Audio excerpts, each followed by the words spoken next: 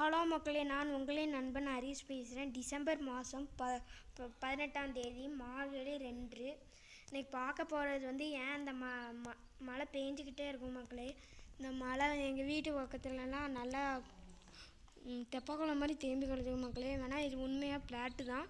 இதுக்கு முன்னாடிலாம் இந்த மாதிரி தேம்பி கிடந்தது நாங்கள் பார்த்ததே இல்லை மக்களே. இப்படி வந்ததுனால ரொம்ப கொசுவாக இருக்குது மக்களே. அதனால் நீங்கள் கொஞ்சம் வீட்டில் சேஃபாக இருந்துக்கோங்க. கொசு எல்லா ஜன்னலும் பூட்டி வச்சுக்கோங்க. கொஞ்சம் சேஃபாக இருங்க மக்களே வீட்டில். ஹலோ மக்களே, இன்னொரு விஷயம் மக்களே.